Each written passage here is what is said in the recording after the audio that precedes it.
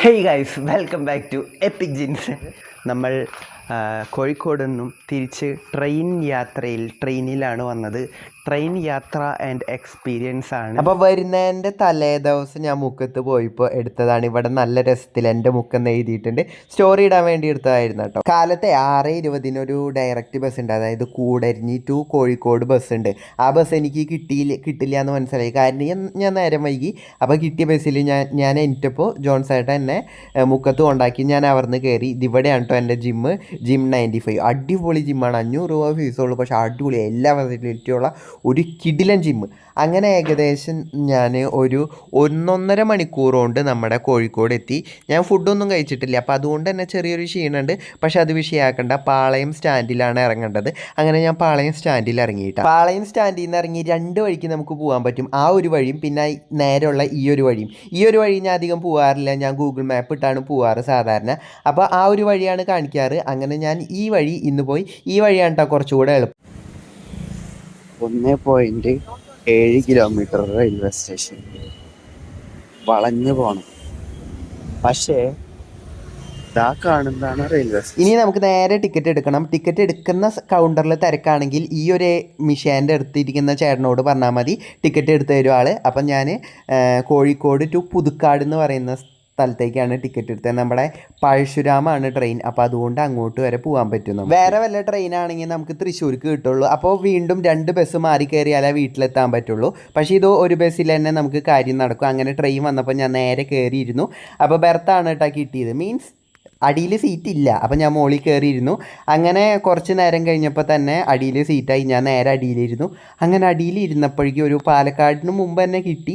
അങ്ങനെ പാലക്കാട് എത്തിയപ്പോഴാണ് മറ്റേ നമ്മുടെ പാടത്തിൻ്റെ ഭംഗി കണ്ട് ആസ്വദിച്ച് പോകാൻ പറ്റും. ഇവിടെ ആയിരുന്നു കേട്ടോ ഞാൻ നേരത്തെ ഇരുന്നത്. ഇനി ഞാൻ സീറ്റിലേക്ക് വന്നു. അതായത് സീറ്റിൽ സ്ഥലമായി. മുകളിലാണെങ്കിൽ സുഖമായിട്ട് ഇരുന്ന് കിടക്കാനൊക്കെ പറ്റും, കാലൊക്കെ നീട്ടി വെച്ചിരിക്കാൻ പറ്റും. ഇവിടെ ആകുമ്പോൾ അത് പറ്റില്ല. അങ്ങനെ പാലക്കാടിൻ്റെ ആ ഒരു പാടവും അതുപോലെ തന്നെ പനിയും. ഞാൻ മുമ്പ് തമിഴ്നാട്ടിലേക്ക് പോയ സമയത്ത് അവിടെ നിറച്ച് പനിയുള്ള ആ ഒരു കാഴ്ച ഉണ്ടല്ലോ, അതൊക്കെ അടിപൊളിയാണ് ശരിക്കും. ഈ കോഴിക്കോട് ടു തൃശ്ശൂർ, കോഴിക്കോട് ടു ആലപ്പുഴ, കൊല്ലം റൂട്ടൊക്കെ ആണെങ്കിൽ വേറെ ലെവൽ ഭയങ്കര ഭംഗിയാട്ടോ. അങ്ങനെ ഞാൻ ഷൊർണൂർ എത്തിയപ്പോൾ നമ്മുടെ പഴംപൊരി വാങ്ങി. 2 പഴംപൊരിക്ക് 40 രൂപ. ഒരു യമണ്ടക്കം പഴംപൊരിയാണ്, പക്ഷേ പഴത്തിൻ്റെ ഉള്ളാണെങ്കിൽ വെന്തിട്ടില്ല. ഇതേതാ സ്ഥലം എന്നറിയാവുന്നവർ ഒന്ന് കമൻറ്റ് ഇടണേ. ഇതുവരെ നിങ്ങൾ വീഡിയോ ലൈക്ക് അടിച്ചിട്ടില്ലെങ്കിൽ മറക്കാതെ ആ ലൈക്ക് അടിക്കുക. പിന്നെ എന്താണ് അഭിപ്രായങ്ങൾ അത് കമൻറ്റ് ഇടുക. ഈ സ്ഥലത്തിൻ്റെ പേര് മറക്കണ്ട, അതും കമൻറ്റ് ഇടുക. അങ്ങനെ നമ്മൾ പുതുക്കാട് എത്തിയിട്ടാ. ഒരു 5 മണിക്കൂർ ട്രെയിനിൽ ഇരുന്നിട്ടാണ് അവസാനം പുതുക്കാട് എത്തിയത്. പക്ഷേ ബസ്സിൽ വരുന്നേക്കാളും ഭേദം എപ്പോഴും ട്രെയിനിൽ വരുന്നതാണെന്നാണ് എനിക്ക് മനസ്സിലായത്. കാരണം പൈസയും കൂടെയല്ല, ഒടുക്കത്തെ ബ്ലോക്കും കാര്യങ്ങളും. ട്രെയിനിൽ ഞാൻ ഇങ്ങോട്ട് ടിക്കറ്റ് എടുത്തത് 60 രൂപയ്ക്കാണ്. ബസ്സിലാണെങ്കിൽ 200 രൂപ ചെലവ് വന്നേനാണ്. ഞാൻ നടന്നു വന്നു. എനിക്ക് നടക്കാനൊന്നും അത്ര വയ്യ, അത്യാവശ്യം വെയിലുണ്ട്. എനിക്ക് എന്തെങ്കിലും കഴിക്കണം. കാലത്തൊരു 7 മണി തൊട്ട് ഒരു 10 മണിയായിട്ടൊന്നും കഴിച്ചില്ല. അത് കഴിയുമ്പോൾ പഴംപൊരി കഴിച്ചു. ഇനി ഊണ് കഴിക്കാം. വലിയ സെറ്റപ്പും കോപ്പൊന്നുള്ള കടയൊന്നുമല്ല, ഒരു കുഞ്ഞ് കട. അത്യാവശ്യം കുഴപ്പമില്ലാത്ത ഊണ് കിട്ടും. ഞാൻ ഇടയ്ക്ക് അവിടുന്ന് കഴിക്കാറുണ്ട്, കുഴപ്പമില്ല. അങ്ങനെ ഞാൻ അവിടുന്ന് ഒരു ഊണും കഴിച്ചു. ഇതായിരുന്നു കേട്ടോ ആ സ്ഥലം. കുഞ്ഞു കടയാണ്, കുഴപ്പമില്ലാത്ത ഊണ്. ഒരു ഉച്ച സമയത്ത് ട്രെയിൻ യാത്ര കഴിഞ്ഞ് ഈ റൂട്ടാണ് വരുന്നതെങ്കിൽ ഞാൻ ഇവിടെ കയറി ഭക്ഷണം കഴിക്കാറുണ്ട് വിശക്കും. കഴിച്ച ഫുഡ് എനർജി ഫുൾ നടന്ന് തീർക്കണം. ബസ് കയറാൻ പോവാ. അങ്ങനെ ഒരുവിധം പുതുക്കാട് പള്ളി എത്തി. ഹോ, ഇവിടെ വരെ നടക്കാൻ കഴിച്ച. ഫൈനലി നമ്മൾ ഇവിടെ എത്തിയിരിക്കുകയാണ്. അവിടെ ബസ് ഇറങ്ങി. ഇതാണ് നമ്മുടെ കപ്പുക. ഇതാണ് വീട്ടിലേക്ക് പോകാനുള്ള വഴി. ഈ സെയിം വഴി കൂടെ തന്നെ നമുക്ക് പള്ളിയിലേക്കും പോകാൻ പറ്റും. ഇനി വീട്ടിലെത്തണം, കിടക്കണം. യെസ്, അത്രയും വീട്ടിലെത്തി പോവാണ്.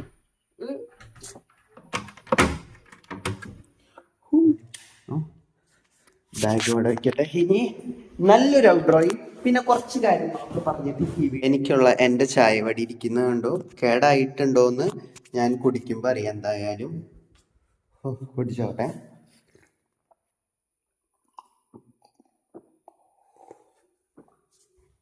ഒരു കോൾഡ് കോഫി കുടിക്കുന്ന ഫീല്, പക്ഷെ മധുരം കുറവാണ്. സാധാരണ ഞാൻ കോഴിക്കോട് നിന്ന് തിരിച്ചു വരുന്ന സമയങ്ങളിലൊക്കെ ഞാൻ ഭയങ്കര അധികം ഹാപ്പി ആയിരിക്കും.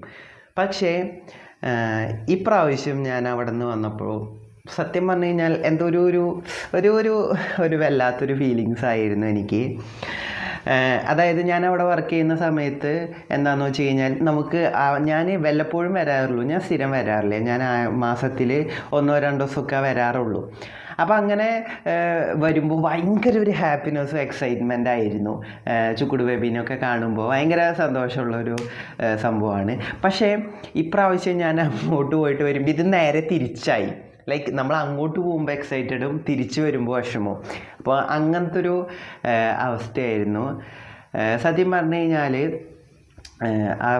മുക്കത്ത് ഒരു ഭയങ്കര എന്നെ സംബന്ധിച്ചിടത്തോളം എനിക്ക് ഒരുപാട് കാര്യങ്ങളിൽ ഭയങ്കര സന്തോഷം നൽകിയിട്ടുള്ളൊരു സ്ഥലമാണ് മുക്കെന്ന് പറയുന്നത്.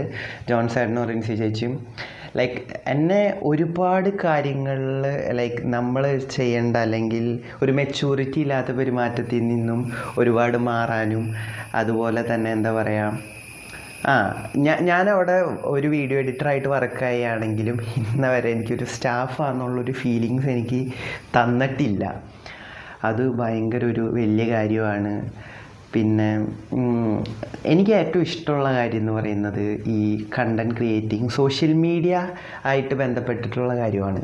അപ്പോൾ അതുകൊണ്ടാണ് ഞാൻ ചാടിക്കയറി അവിടെ വീഡിയോ എഡിറ്ററായിട്ട് പോയി ഞാൻ 6 മാസമാണ് നിന്നത്. ആ 6 മാസവും ഞാൻ ഭയങ്കര ഹാപ്പി ആയിരുന്നു. വളരെ വളരെ സന്തോഷപരമായിട്ടുള്ള നിമിഷങ്ങളായിരുന്നു അത്. വർക്കാണെങ്കിലും ഫുഡാണെങ്കിലും താമസമാണെങ്കിലും എല്ലാം കൊണ്ടും ഹാപ്പിനെസ് ആയിട്ടുള്ള ഒരു സ്ഥലമായിരുന്നു. നമുക്ക് ഒരുപാട് കാര്യങ്ങൾ നമുക്ക് എന്നെ സംബന്ധിച്ചിടത്തോളം പല കാര്യങ്ങളും പഠിക്കാൻ പറ്റി, പലരെയും മനസ്സിലാക്കാൻ പറ്റി. പിന്നെ ഏറ്റവും വലിയൊരു അഡ്വാൻറ്റേജ്, ഒരാൾ പറയുന്നത് ഒരിക്കലും വിശ്വസിക്കരുത്. നമ്മൾ എന്താണ് ലൈക്ക് മറ്റൊരാൾ നമ്മളോടൊരു കാര്യം പറയുകയാണ്, ഒരിക്കലും വിശ്വസിക്കരുത്. നമ്മൾ അതിനെക്കുറിച്ച് അന്വേഷിച്ചിട്ട് മാത്രം അത് വിശ്വസിക്കുക. അവിടെ വെച്ച് എനിക്ക് മനസ്സിലായ വലിയൊരു കാര്യങ്ങളിൽ ഒന്നാണത് ശരിക്കും. അപ്പം എന്തായാലും എനിക്ക് അവരോട് ഭയങ്കരമായിട്ടുള്ള നന്ദി പറയാനുണ്ട്. നന്ദി പറയേണ്ട കാര്യമൊന്നും ഇല്ല, ലൈക്ക് അങ്ങനത്തെ ഒരു ഇതാണ്. ഇപ്പം എന്തായാലും താങ്ക്സ് ഫോർ വാച്ചിങ്. അവിടുത്തെ കാര്യം പറയുമ്പം യെസ് ഗൈസ് അങ്ങനെയാണ്. Okay bye.